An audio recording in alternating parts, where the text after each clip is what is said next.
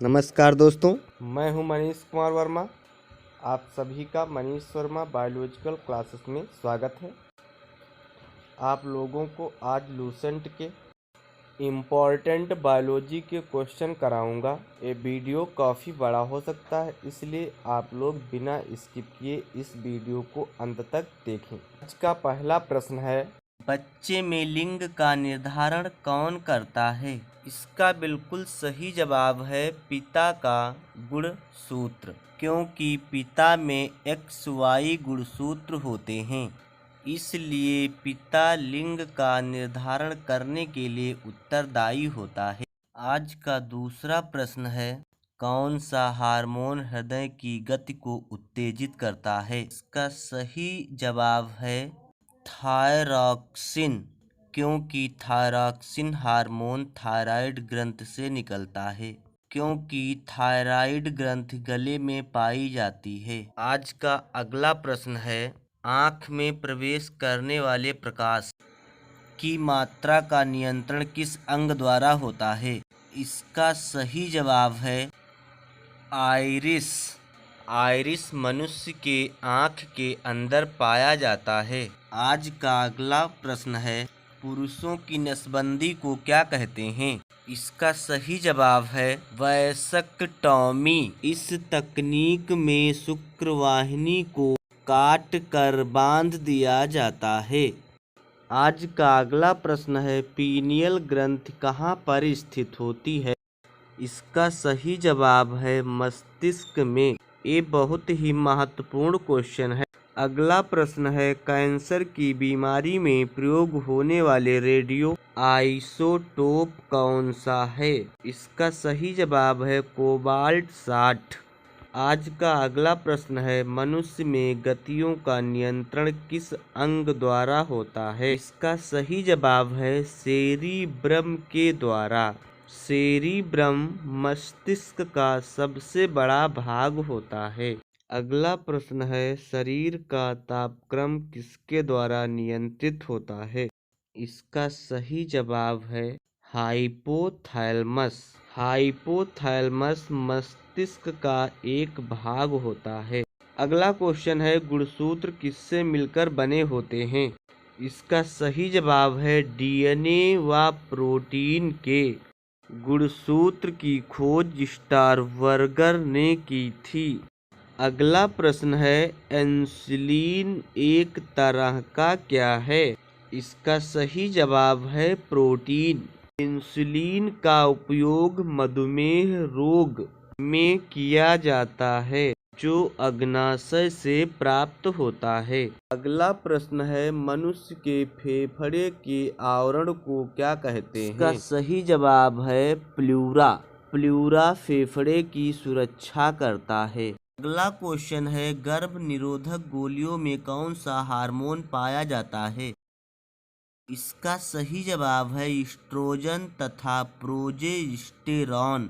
Oestrogen तथा progesterone मादा hormone होते हैं, जो लैंगिक जनन में सहायक होते हैं। अगला क्वेश्चन है, पीनियल ग्रंथि कहाँ पाई जाती है? इसका सही जवाब है मस्तिष्क में।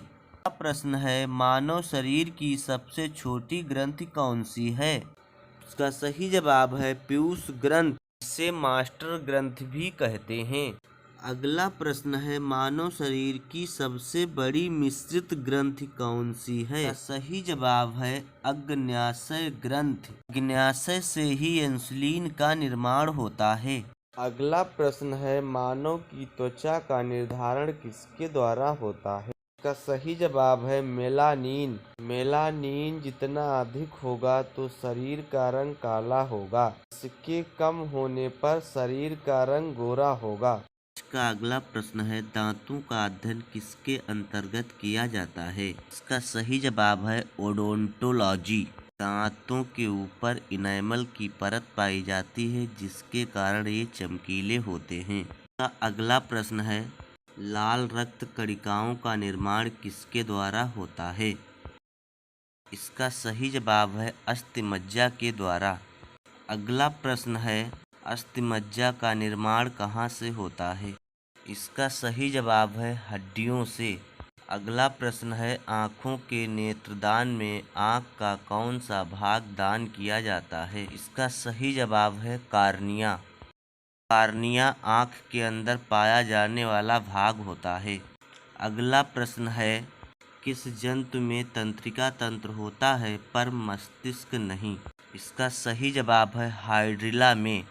आज का अगला प्रश्न है, आरबीसी का कब्रिस्तान किसे कहा जाता है? इसका सही जवाब है प्लीहा को, क्योंकि प्लीहा में आरबीसी की मृत्यु होती है।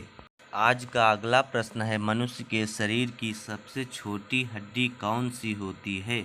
इसका सही जवाब है स्टेपीज। स्टेपीज हड्डी कान में पाई जाती है, जो कान के मध्य वाले भाग में स्थित होती है। आज का अगला प्रश्न है, कान में कितनी हड्डियां पाई जाती हैं? कान में 3 हड्डियां पाई जाती हैं। यदि एक कान की बात की जाए तो 3 हड्डियां तथा दोनों कान की बात की जाए तो 6 हड्डियां। कान के मध्य वाले भाग में केवल हड्डियां होती हैं। आज का अगला प्रश्न है, टीका की खोज किसने की थी? इसका सही आंसर है एडवर्ड जेनर। आज का अगला प्रश्न है, पीलिया रोग किस कारण होता है? इसका सही आंसर है विषाणु के कारण। अगला क्वेश्चन है, पेनिसिलिन की खोज किसने की थी? इसका सही जवाब है अलेक्जेंडर फ्लेमिंग। अगला क्वेश्चन है, मूत्र का रंग पीला किसकी उपस्थिति के कारण होता है? इसका सही जवाब है यूरोक्रोम। अगला क्वेश्चन है, आरएनए का मुख्य कार्य क्या होता है? इसका सही आंसर है प्रोटीन का संश्लेषण करना। अगला प्रश्न है, मानव शरीर की कोशिका में कितने अमीनो अम्ल होते हैं? इसका सही जवाब है 20 अमीनो अम्ल। 20 अमीनो अम्ल को 64 प्रकार के कोडान कोड करते हैं। अगला प्रश्न है, कोशिका का ईंधन किसे कहते हैं?